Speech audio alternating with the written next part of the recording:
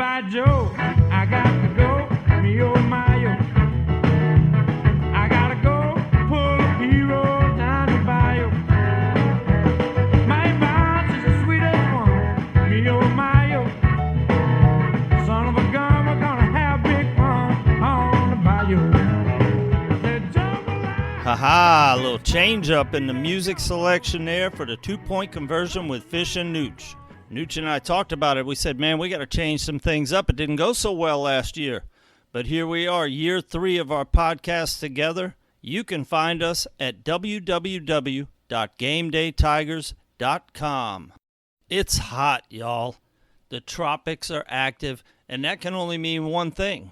It is time for LSU football. Fall camp has been going on for a couple of weeks now. We got a scrimmage under our belts. We've learned a few things, and I told Nootch, hey, man, we got enough information to let's go ahead and do a podcast, an introductory podcast for the 2021 LSU Tigers football season. And I mentioned we were changing some things up. One of the things we're changing, we kind of flirted with it last year. It was really a crazy, radical idea. But we made notes, y'all. I made a whole Word document of notes and topics that we're going to talk about tonight. And I sent it to Nootch. I told him, hey, man, study this. We're going to do it right this year.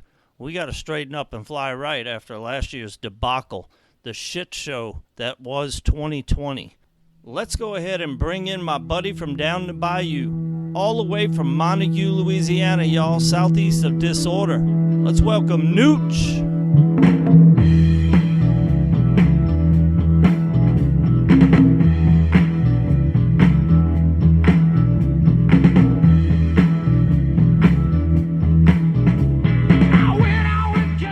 What's happening, Nootch? Well, how's it going, Fish? You ready for another season? Man, I'm beyond ready. Did we even have a season last year? Well, I mean, we didn't really play, but the rest of the country did. Look, I'm pretty positive right now. Don't ruin it. I'm feeling good about this season. I don't really even know why. But, you know, I sent you some notes. I got some things that are good, I think, and some things that, you know, we got questions on. I don't have anything bad, but I got things we got questions on for sure. I can agree with that. So what I figured we would do, I figured we would start with the offense and just kind of, there's so many changes that I figure we need to do an introductory podcast now that fall camp is well underway. We've got a scrimmage under our belts, and we kind of know some things that we wouldn't have known in July for sure. Right. So I want to talk about the quarterback position. Let's do that. So, you know, How you feeling? Well, you know what they say, the old adage is 2 quarterbacks, you got no quarterback. I agree. Well, now we got a quarterback. Yes, we do. Unfortunately, that came at the expense of Miles Brennan, who, from what I understand, wore flip-flops walking on a dock, carrying a bunch of fishing equipment, and tripped and broke his non-throwing arm. Do you believe that story? I want to. First off, I don't think he's that clumsy. So is his luck really that bad? Because I have worn flip-flops on some of the shittiest docks in the state while carrying fishing equipment and never had that happen. I want to believe it just because he was fishing. I mean, I don't doubt that there was a fishing story involved. I just not real sure I believe the flip-flop caught on the dock. Bottom line, there is no QB competition. The pros with that is all the reps go to Max Johnson with the ones. And then the cons, we got a quarterback that started 2 games in his entire career, and then we got a true freshman behind him. And I can't tell you the name. I know his number is 19 because they're practicing with 3 quarterbacks, but I have no clue who number 19 is. Yeah, neither do I. I'll be honest with you. I mean, hey, you know what? Let's just, if we're going to be positive, think about it. Sunshine over at Clemson started as a freshman, and he did pretty well. And you may never have to see your backup guy. Obviously, football, you're always one play away from the backup coming in. We'll just got to hope it doesn't get to that. I did a little thing on Game Day Tigers. I don't know if you had a chance. I know you've been traveling the country, seeing parts of the world you've never seen before. But Correct. Not much internet service out there in some of those parts. Yeah. The thing that I put on Game Day Tigers was really talking about the newer players, just trying to give people an introduction to some guys that I think may be able to contribute as freshmen. And I did one for offense. I did one for defense. And I did talk about a quarterback, and it wasn't Max Johnson because we know who Max Johnson is. was about Yes. Garrett Nussmeier, and I wasn't going to talk about him when I first sent you these notes, but now I kind of want to because the more I study him, the scrimmage is behind us now. The things that I was worried about with Garrett Nussmeier, say, after the spring game, I'm kind of less worried about it now. He's still going to be a freshman, but, man, that kid's got it, dude. I mean, that's a plus. I'll be honest. I did not watch much of the spring game, and like you just said, I've been kind of away from civilization for a while, so I haven't done much studying. But I did see in a recent scrimmage he threw for, 225 and 3 TDs or something like that. So I don't know the kid, the TDs, we know the kid's got but talent. I don't know the TDs, but I mean, he doubled the yardage that Max had. So big plays were involved.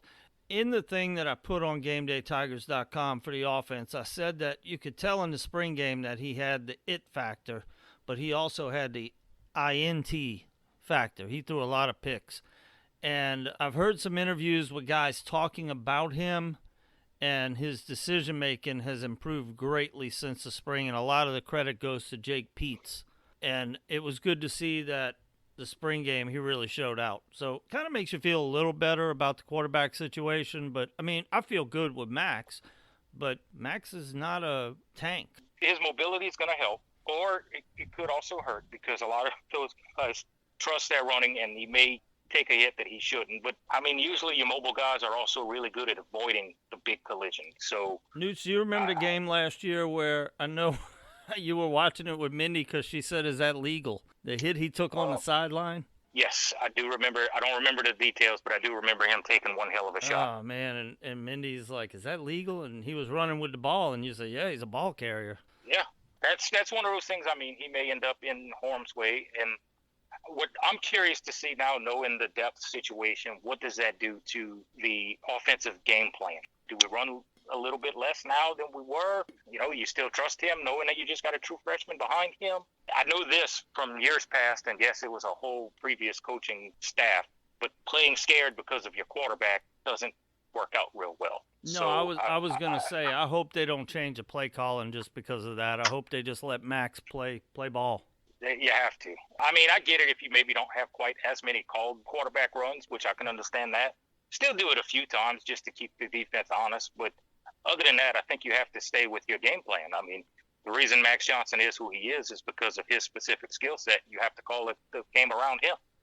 Yeah, I agree with you on that. I want to see Max be Max and just hope for the best. Hope for, fewer injuries than we had last year for sure. Man, we finished the Florida game with under 50 players on the sideline that were able to play. We don't want that situation. But the bottom line is Max is our QB. That was settled the day that Miles Brennan broke his arm. He's gotten all the reps. That is a positive. Again, feel bad for Miles. I hate to say this, but I just don't see a scenario where he's back. But, he says he's staying. Let's put it this way. Us as fans need to almost hope he won't be back, because the only scenario where he would is if this season is an absolute disaster QB-wise. That's really the only way, because, I mean, even if Max is just slightly above average, then the writing's got to be on the wall for Brennan that you're going to expect Max to continue to grow. Still, Brennan's only got 3 starts under his belt, so let's not act like he's super experienced either. He's just older. If we go into next fall, the only way Brennan has a shot is if Max is terrible this year. Really, that's the only thing I can see. God, I hope Max isn't terrible. Yeah, I feel bad for Miles. I mean, I lived in Mississippi for 26 years. I was kind of rooting for him because he was a Mississippi guy. I don't know what to say about it other than, I don't see a scenario where he's back. No, what I would like to see with him, now I have no clue about this other school's quarterback room, but I do believe we'll see the one-time transfer rule become an official thing where you can transfer without penalty. And maybe Brennan can go to USM and break some of Favre's single-season records. Go out there. That way we don't have to play against him. Don't want to see him going in the SEC. But go to USM. Favre proved you can be a high draft pick with a couple of decent seasons. So let's not forget, he'll probably still have 2 years of eligibility left because last year was a wash. The NCAA already granted everybody who played last year another year. So, yeah, he's got 2 years. Yeah, he can go to USM, play 2 seasons, and make something for himself, make himself a name. That's not a bad thought. I hadn't thought about that, and it's really a kind of an obvious thought, and I just haven't thought about it. But anyway, we'll move on from the quarterback. Max Johnson's a starter, and we're looking forward to him picking up where he left off, I hope. running back. Running back's interesting to me. So we got Tyrion Davis-Price and John Emery back. Yep. A little nervous about that. Yeah, because I really and truly expected by now at least one of those guys to make a name for themselves. They've both shown flashes. Like, you can see the talent is there for both of them, but neither one of them has really put it all together. And I mean, until I see what they can do this year, I'm not exactly super comfortable with saying that that's our two studs. And I mean, yeah, we are more pass happy now than we were in the past, but as we saw in 2019 with Clyde, you still need a running game. You know, I don't know. I'm not really sure if either of these two are that guy. One of them at least one has to step up, because we've lost our depth. Curry's gone. He transferred out. Bradford transferred out. So, I mean, that's it. That's your two guys with any experience on the entire roster.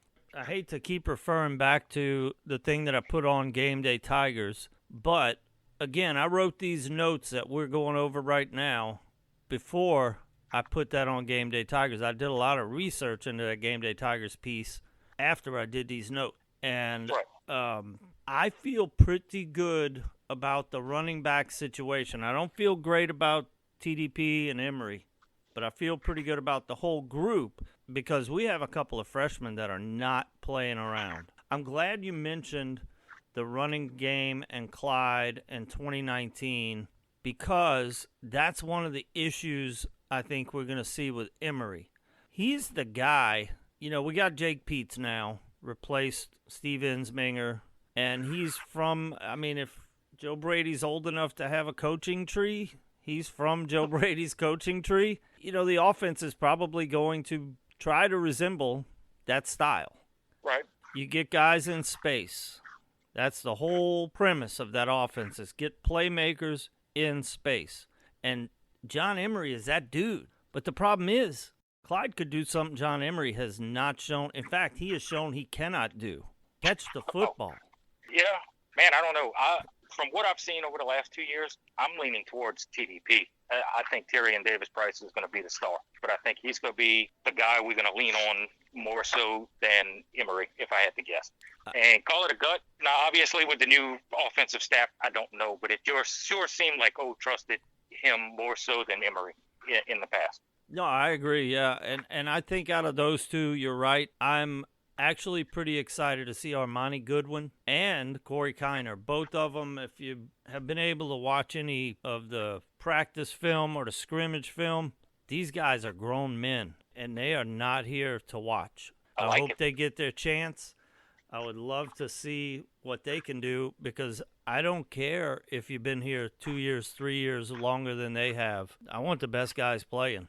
Hey, I love it because even going back, hell, the last two coaching staffs, if you recall with our running back situation, it always seemed like we had an upperclassman who you would expect was going to be the guy.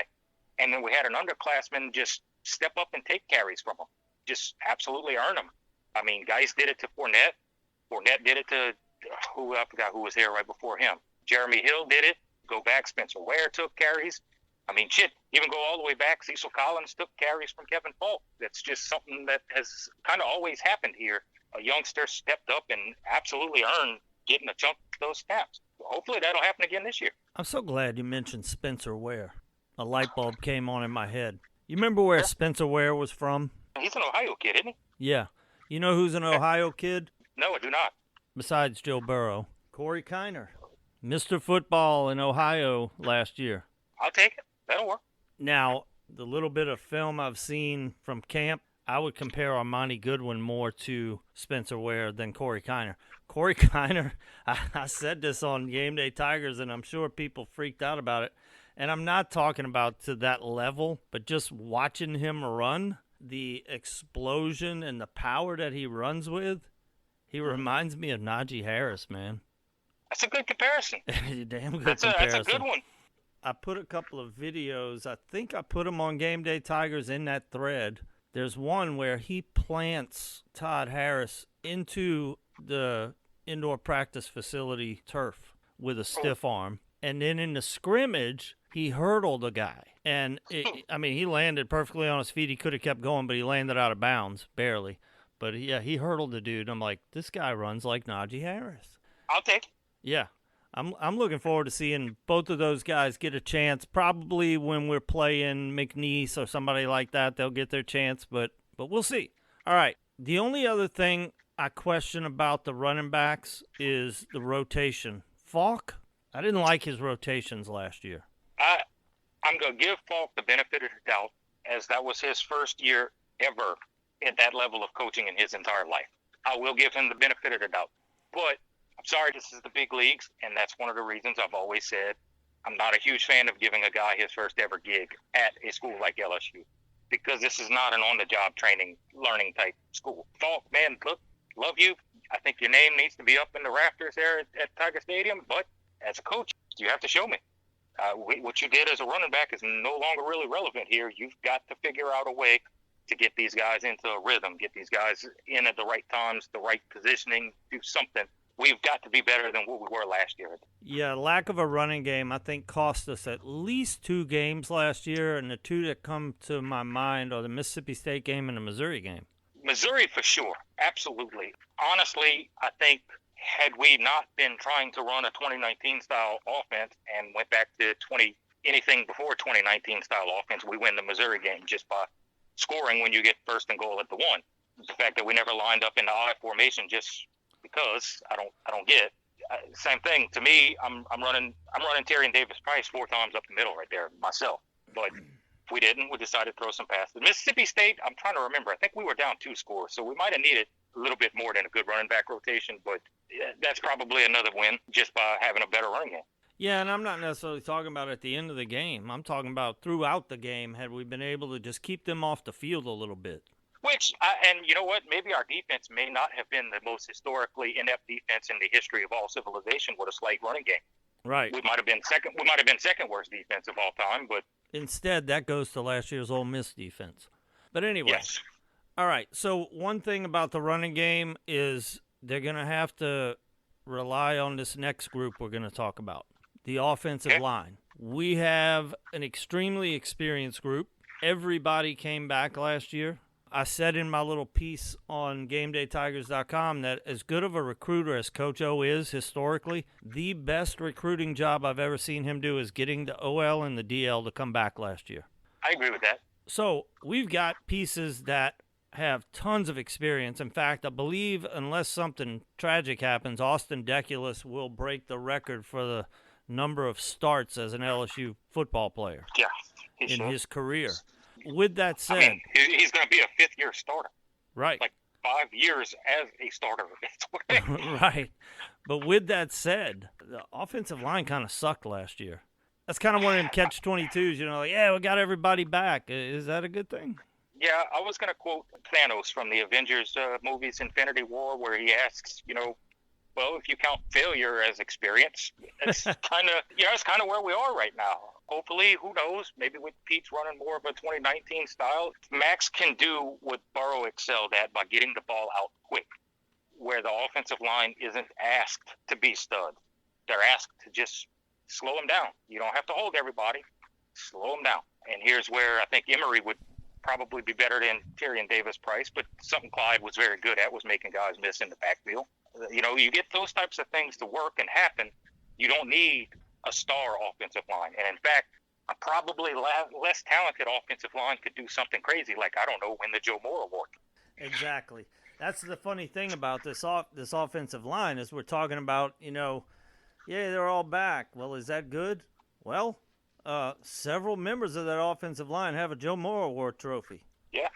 They just didn't win it last year. But no, definitely not. So, I don't know. That remains to be seen. They did not look good in the scrimmage, I can tell you that. But that is going to be a thing that will reveal itself during the season. I believe the number one reason for that is our defensive line is sick, but that's getting ahead of ourselves. But our defensive line is going to give any offensive line fits. Yes. So we don't really know. We do know that Dare Rosenthal is gone. He's the starting left tackle. This was announced yesterday, I believe. He is now the starting left tackle at the University of Kentucky. He's the one who surprised me the most that he was coming back. I'm not going to bash a college kid, but let's just say there were enough rumors about his off-field hobbies, so to speak, that I was really kind of shocked that he came back. and I'm pretty sure that's one of the reasons he's now in Kentucky instead of Baton Rouge. But it sucks to lose him because he wasn't. I would say he was one of the better linemen we had last year, which isn't exactly saying much. But I did pretty much feel better with him there than anyone else. You know, Lewis Coleman has a company based out of Kentucky. The pitcher, Lewis Coleman? Yeah. Did not know that. Yeah, it's called Kentucky's Best Hemp. So that explains it. Yeah. But anyway, we digress. Dare Rosenthal's gone, and somebody's got to step up in his place. Right now we got Cam Wire, and there was a guy that I was going to mention in the New Stars post that I put on Game Day Tigers, Garrett Dellinger. But at the time that I posted that, I thought this guy's out for the year because I had heard that he had torn his labrum. Oh, which one, hip or shoulder? Shoulder. But I got a little info today, a little nugget from somewhere that actually says they expect him back before the UCLA game. So that made me feel a little better about the OL. Now, he's a freshman, but he's a true tackle. And that's something we need, man. And he was doing well before he suffered the injury. But we got Cam Wire.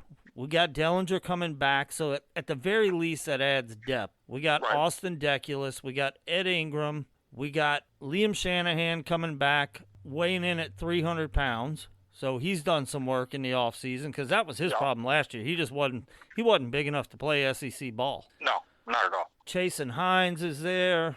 The guy that I'm interested in seeing is Cardell Thomas.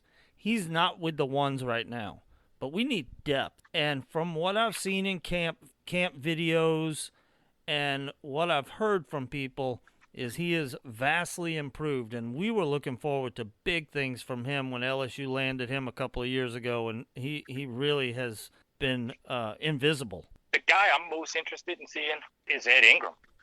You talk about guys who we had high hopes for. I mean, this is someone who, in 2019, when he joined the team during the season, that we immediately talked about starter quality lineman. And then we're thinking last year, this guy's going to come in, open holes the size of Texas, and be an early draft pick. And that hasn't happened yet. I'm not saying it can't. I want to see it from him because he definitely has the potential to do that. And if he can, that's going to be huge for us. Out of all the offensive linemen, he's the one that I have the most confidence in. I'll put it that way. But because I've seen him do it. Right. He's got so much – he's got the potential to be a first-round pick. Absolutely. He just has to put it all together and do it. Offensive line, though, that's my biggest – I'm not even going to say concern. I'm going to say question mark on the team. Okay. And it seems like that's pretty much an annual thing. But hopefully – you know, we got a hire that had to be rushed because for some reason Ed Orgeron did not get rid of the OL coach after last year, and then he had to in a hurry because of some off-field stuff. You know, he got fired. And here we are in, like, spring, and we're hiring a OL coach from Arkansas, but he's a Louisiana guy, younger, and everything I hear about him is good. Everything I hear about him, and the offensive line seems just as a group to really be working together and taking his coaching. So that's good. You said the key phrase, working together, because, man, it seems like it has been a while since we've gone like 2 or 3 consecutive games with the exact same starting offensive line. You know, it would be nice if we can get these guys to all play and stay healthy, play together and gel and get some of that consistency that we just really haven't had. Now, let's move to the group that I probably wrote the most about in my little piece I put on GameDayTigers.com, the wide receiver group. I'm excited about that group. I think LSU landed easily the best wide receiver class of any team in the country in 2021. I really don't even think it's in question. But they're all freshmen. So we got Keyshawn Boutte, possibly the best wide receiver in the conference at least. At the end of last year, I would say he was definitely making a name for himself going that direction. We got Coy Moore, Jontre Kirkland, Jared Jenkins, and Trey Palmer all back. So these guys all have experience. But let's be honest. We have Boutte, And then we have some serviceable guys in that list that I just mentioned. Now, Yeah. we've seen flashes, kind of like the running backs. We've seen flashes. And you got to give Trey Palmer credit for his special teams acumen. I mean, this is a guy that's run back a kickoff in Tiger Stadium for the first time since Nootch was born. You know, he's run a punt back, filling in for my man crush, Derek Stingley Jr. So he's got the talent, but that's the flashes we've seen from him. Now, I'm glad that we've had a scrimmage, and I've watched a lot more videos from camp since I wrote these notes, because the first name I mentioned was Brian Thomas Jr. And if you listen to an interview with Coach O, with Max, with Keyshawn Butte, anybody that has anything to do with the offense, the first name that rolls off their tongue is Brian Thomas Jr. And if that don't speak to you, I don't know what to tell you.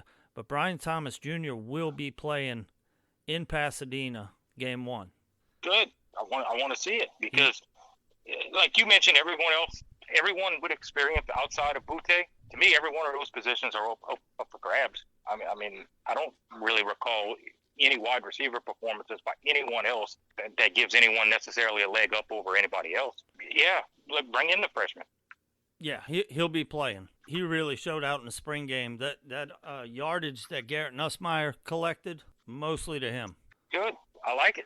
I mean, he's 6'5", and he's not huge. I mean, you think 6'5", and 6'5" is what he's listed as at LSUsports.net. Terrence Marshall Jr. was 6'4" until he got to the combine. But, you know, we'll see what he is. But they got him listed at 6'5", 200. So he's thin. But I've seen him play basketball. He's a freak. I mean, just an absolute athlete. And then you got Chris Hilton, another freshman, lightning. But he's been a little bit hampered by what they call camp injuries. So haven't seen as much of him as I hope to. But we've got a stacked young group. I would expect Brian Thomas Jr. to play pretty much right away, and the others are going to get their shots. Assuming Coy Moore, Kirkland, Jenkins, and Palmer don't fight him off. Right. I mean, look, I know this also about Kirkland. Kirkland is fast. Really, the most he's impressed me was he's fast. I mean, really, that's the only thing I've seen. Palmer, we know Palmer's also got wheels. Coy Moore had a couple of good spots last year, and so did Jaray Jenkins. But, I mean, we got to see something else from them other than just having – I mean, Jaray Jenkins had I forget which game it was, but, yeah, we thought that was his coming out party, and then he just never did it again. Well, he had 16 catches in the spring game. Well, I mean, it's a spring game, but, I mean, he might be the Richard Murphy of wide receivers. I don't know. But wow, that's a name from the past. But he was a superstar in the spring game. So we'll see. You know, another year under their belt, a new, fresh scheme, so to speak, with these guys. Hopefully a couple of them stand up and fight off these younger guys. But, hey, I'm just telling you. I know you don't follow recruiting, but they're here now, so I can talk about them. We landed some studs at wide receiver. Good. Speaking of, one of them that we landed, Louisiana guy, LSU legacy, Jack Besh. This kid was the most productive wide receiver in the state 2 years in a row, his junior and senior year of high school, and now he's at LSU. He's the most underrated player, I believe, in our class, and I believe that when we signed him. But now that he's here, I'm not going to give Arik Gilbert a lot of attention here, but Arik Gilbert's gone. I hope he gets the help he needs because he's also not practicing with Georgia right now. But anyway, we're thin at tight end. We got Cole Taylor, and that's it. And Jack Besh steps up, and I'm sure he was asked, volunteers to play tight end. Now he's 6'2". Is he big enough?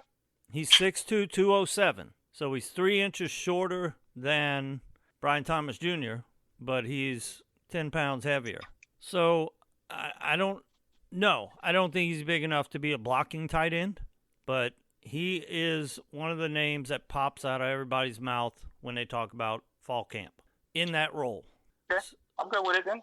I've also heard Cole Taylor, it was one of the offensive linemen, I believe it was Austin Deculus, said Cole Taylor is going to surprise some people this year. So in a good way, I'm hoping. Yes. You know, the bottom line is Cole Taylor's got the size, But his claim to fame right now is his shoe came off, and the dumbest player on the field picked it up and threw it and bought us some extra downs, and we were able to get Cade York in position for a miraculous field goal in the fog. That's Cole Taylor's claim to fame, though, is his shoe came off. But he filled in after our tight end left, and he did the best he could, and he had several catches. He caught the ball, and made some yards when his shoe came off. So I don't know. We'll have to see. We'll have to see what happens at tight end. I guess that should be a unit that I am concerned about, but it's just not, because I think Cole Taylor can be the tight end that this offense needs. Okay, I'm good with it then. Les Miles isn't here. No, but we have used tight end recently without Les Miles, more of not as a real true blocker, but let's face it, Thad Moss had a pretty good year in 2019. Let me tell you something. Thad Moss was a great blocking tight end. I can go back and dig up some videos of him just knocking the hell out of people coming on these chip blocks. But I think Cole can do that. I don't think he's going to be a standout run-blocking tight end in a smash-mouth type of offense. But we're not running a smash-mouth type of offense. So correct. I'm not super concerned about that. And I do think that Besh is going to get his shots catching the ball from that position. And he's going to be a tough matchup nightmare for somebody because he's fast. He's got good enough size to handle linebackers. All right, now we get to the fun part. Yep, let's do it. The defense. I'm going to start up front because I'm pretty excited about up front. Easily the best unit on the team, period. The deepest. They'll literally go 3 deep from time to time. Now, Glenn Logan is out. He broke a bone in his foot recently in practice. That hurts. But if you could have any position on the field for that to happen and it not really hurt, it's the defensive line. They're going to be, you remember the 2011 defensive line? How many players were in and out? This constant rotation, fresh. And they were studs. Yeah, 2021's defensive line. I'm ready for it. I want to see the new kid, Mason Smith, the little local boy for me. I want to see him. Man, shit, I'm looking forward to some of those guys who really came on at the end of last year. I want to see Gay. I want to see Ojulari, those cats. Andre Anthony, who filled in quite well at the end last year. Those dudes are going to be studs. I'm anxious. I'm excited. I think completely different than what last year was. I think this defense could really help carry this team. Let me tell you something that I truly believe, and it's kind of mind-boggling to me because you mentioned B.J. Ojulari. He really came on towards the end of last year. He ain't starting. Okay. I believe you. Andre Anthony's starting on one side and Allie Gay's starting on the other.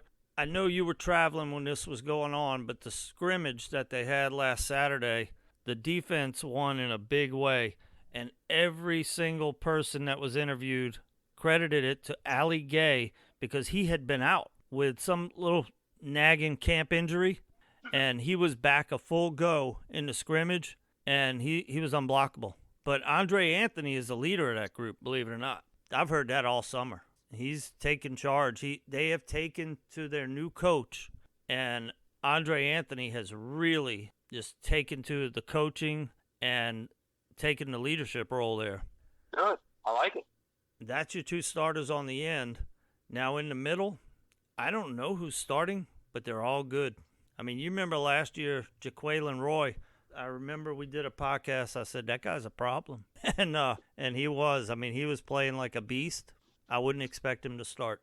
Let me rephrase that. I wouldn't be surprised if he doesn't start because we got dudes everywhere. Yeah. You mentioned Mason Smith. I don't know how they're going to keep him off the field, man. Don't know. That's why I said I'm excited. I'm anxious to see it. I'm looking forward to it. I think it's going to really help the next group we're going to talk about. But, yeah, I think this is the best defensive line in the league, and that's saying something because this is the SEC. Yeah. Georgia might disagree, but maybe we could settle that in Atlanta. I mean, I would like beating them in Atlanta again. That's always fun. The next group is probably the biggest question mark I have on the defense, the linebackers. We got some help from the transfer portal. Again, another group with this infusion of new, younger assistant coaches that we have. It's really in love with their linebacker coach, and that's a good thing. Yeah. So coaching is helping as well. We got Mike Jones coming in from Clemson. I'm going to talk about him in a minute. We got Bug Strong from JUCO. He's what I would call a thumper. We got Damone Clark. I'm not familiar with him. He'll knock your head off. We got Damone Clark, and we got, thank God, Micah Baskerville back. Micah Baskerville had to leave the team for a while. I have no idea why, and I don't really care because he's back. It wasn't expected, but he worked his way back onto the team. So Good. That's huge because I think we're going to play a lot of 4-2-5, but having some new guys, I kind of would rather have people that we know can play. It just makes me feel better. And we know Micah can play. Damone Clark, I think he's going to be a much improved version of Damone Clark. Damone Clark was good in 2019, and then he was horrible last year. Yeah, I was going to ask if we can get 2019 Clark. Because if so, I'm good with him. I think we're going to get 2021 Damone Clark, which is going to be improved from 2019 just because of experience. Dude, last year at this time, we were talking about how we couldn't wait to see Bo Pelini's defense. Son of a bitch. Talk about tweets that didn't age well, right? Man, I'm telling you what, dude, I have a hatred for him right now because of what he did. Man, he did a disservice. Yeah, he did. I'm not gonna say I have a hatred. I have gonna pretend like he left after 2007 and we never heard his name again. I'm just gonna pretend that nothing ever happened. He just vanished. That might be worse than hate. Man, look, I went to every home game but one last year, and I was a regular in the late 90s, and I'm going to throw out a name that I never, ever, ever thought I would see worse than, and he was worse than Lou Tepper. And, like, even mentioning Lou Tepper's name in Baton Rouge, I think it's still, like, at least a misdemeanor. It was a felony at one time. That's horrible. I honestly think I could have rounded up a couple of guys from my neighborhood and equaled what we saw last year during stretches. And, I mean, we're a bunch of just old beer drinkers, and I think we couldn't have possibly been as bad as what some of what we saw was. Another group that I think is going to be better this year than they were last year just because of the entire scheme that Pelini had last year is DBU. We'll start with the cornerback. Well, for one, they, as a unit, can't possibly be worse than last year, can they? I mean, there's almost no way possible. And shit, dude, let's just go with the names on the backs of their jerseys. We're elite, talent-wise. We have to play together. I mean, my man crush, is possibly the best corner in America. That's funny. I saw an interview. When they're freshmen, they can't do interviews, but when they're sophomores, they can. Mm-hmm. So the media got to meet with him for the first time the other day, and he credited my man crush as the best in the country. That's fine. I mean, he's just being humble. He's a very humble guy, right? Oh, yeah, especially after a pick. That's what I'm saying. I mean, dude is totally humble. He would never just brag on himself or make a name for himself. So he's just being a polite to your guy. Yeah. The cornerbacks is really not a whole lot to talk about with the starting cornerbacks. We got Eli Ricks and we got Derek Stingley Jr. We have the best two cornerbacks in the country. However you want to rank them, I don't care. Yeah, they're 1 and 2, period. The concern I have at corner is Dwight McLaughlin. The last time I saw him on social media, he was in a boot riding around on one of them scooters, and I've yet to hear what happened to him, and I've yet to hear anybody say he's back or what's going on, but it didn't look good. I don't know. I've got zero updates. Let's hope it's not one of those dreaded high ankle injuries that just never go away. Let's hope whatever it is something that actually heals, even if he has to miss a game or two early. I mean, I'd much rather that than what we've seen from several guys in the past where they have that high ankle injury and are just never the same for the rest of the season. Well, I told you in the beginning of this, I'm being really positive right now, and that's because it's August. I'm looking at this like Ricks and Sting are going to be fine all year. And they're shutting it down. I think Flott is probably your starter at the nickel position, which we're going to play a lot of. I think it's going to be our base defense. Yeah. I actually think, Flott had a rough year last year, but we saw flashes from him in 2019. So I'm okay with him at nickel. I think he'll be okay. Kind of like a Damone Clark type situation. We know he can do it. We've seen him do it. He just didn't do it last year. And I think, last year for stretches, we asked him to be a lockdown corner, which I don't think he is. He's not that guy. He weighs 165 pounds. Right. So, and in a nickel spot, I think he'll do okay. And then, like you said, we're choosing to be positive. So maybe Dwight will come back, give him a little bit of a breather. Referring back to my post I put on GameDayTigers.com, don't sleep on Sage Ryan. He was 5-star safety out of Lafayette. He's related to Kevin Falk, by the way. That's a plus. His high school coach was Trev Falk. So it was still kind of a battle to get him. I really thought he was going to Alabama. I really did. Which speaks to the level of player he is. You know, it was between LSU and Alabama, like it is a lot, some of these Louisiana guys. But we got him. And he's a safety. But I do believe he is going to have the opportunity to at least fill in at nickel because he's that kind of athlete. That's good. That'll work. With safety size, which brings us to the safeties. Obviously, I just mentioned Sage Ryan. He's a stud freshman. We have Todd Harris. Another guy that needs to have a bounce-back year. Yeah, hopefully. I think last year a lot of his issues was the injury that he was coming off of, and that should be behind him now. Yeah, we spoke about it several times last year. He looked timid. He looked like he didn't really trust that knee. So, man, that's another full year behind him now. If he's got that confidence back, we know he can play because we've seen him. We've seen him as a starter. Well, I promise you this. If he was still scared of contact, Corey Kiner knocked that out of him the other day.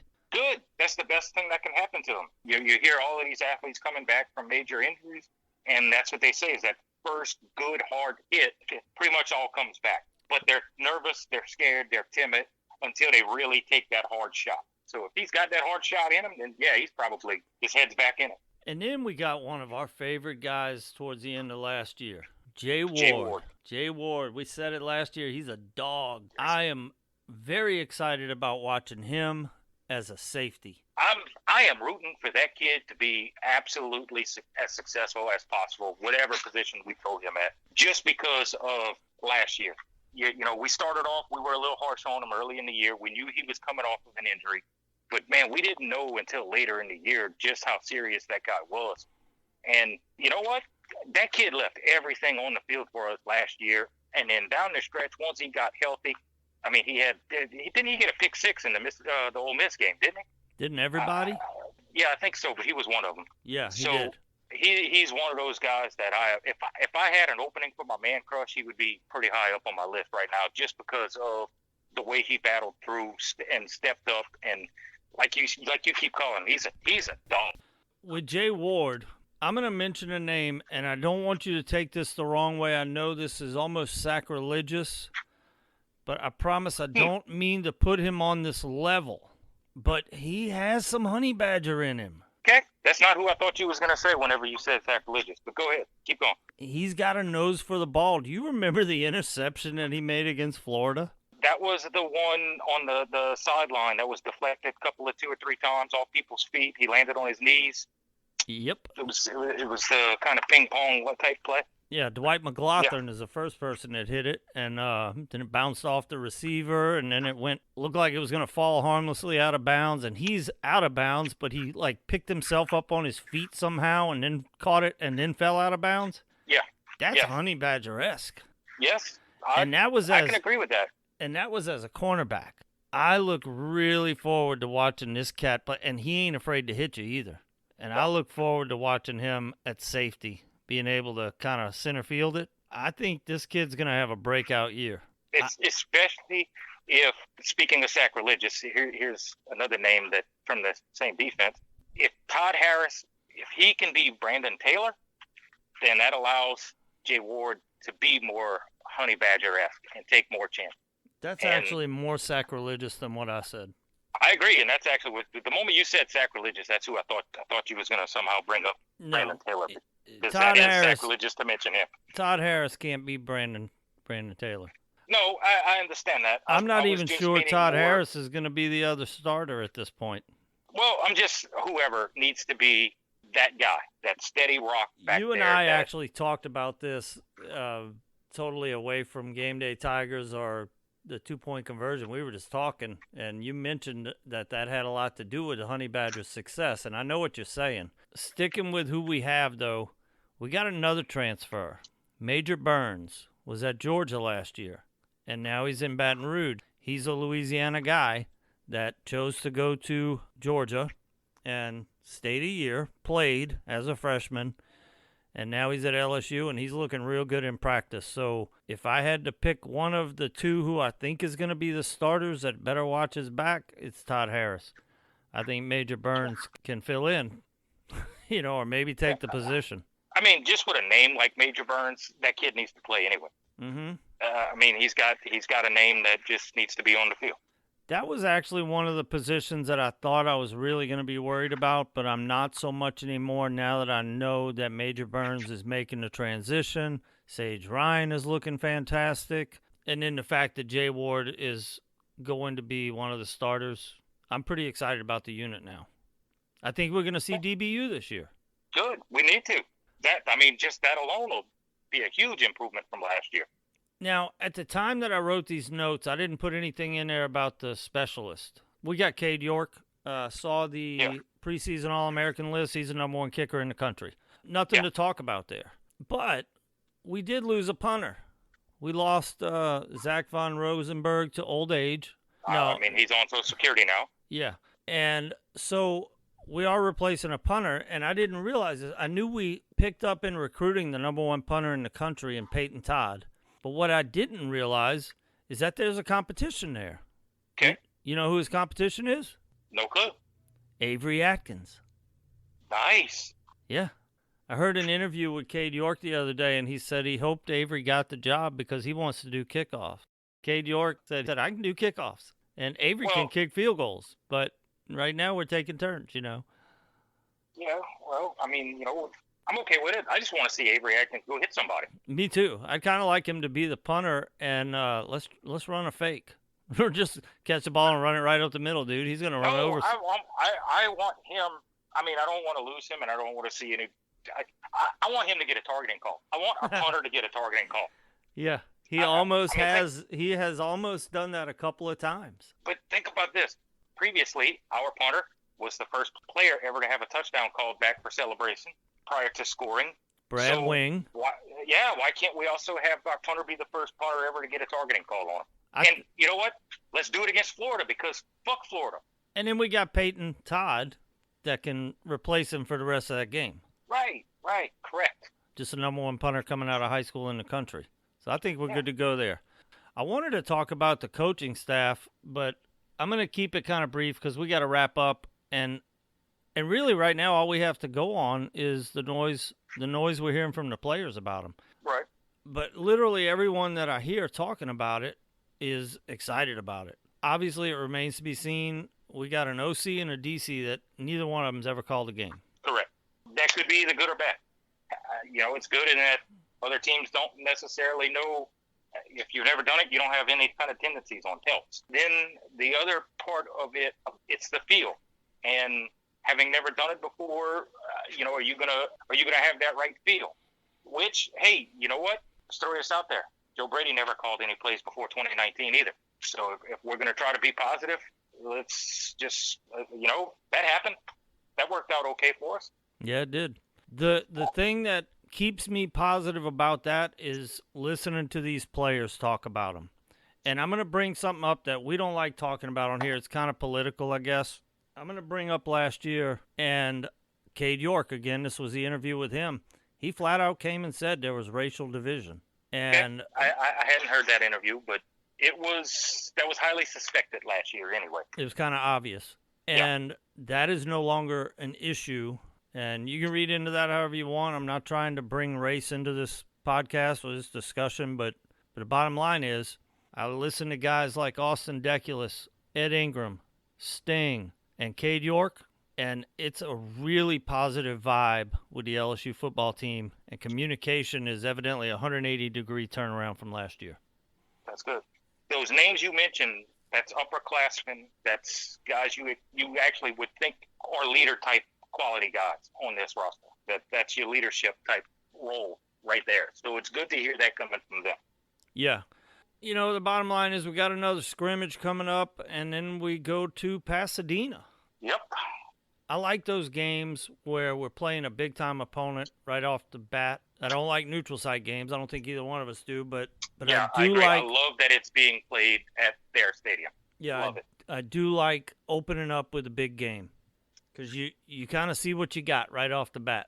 Yep. I'm also very excited about the fact that we have a couple of tune-ups later on in the season that we didn't have last year, where if there are some kinks to be worked out, we can work them out. We can get some guys playing time. I'd like to see Garrett Nussmeier come in and play. I want to see some of these younger guys that I mentioned in the post I put on GameDayTigers.com. I want to see them play. I'm excited about this season, far more than I was last season. Now, last season was a shit show, and we're about to flush the toilet on it, man. Yeah, let's hope so. Like I said, let's just act like last year didn't happen. Yeah, it did, but, you know. I know. I was there. But the bottom line is it's time for LSU football in 2021, and I'm excited about it. I know you are too. Here we go. Yes. Let's get it. Come join us over at www.GameDayTigers.com, and we hope to see you there.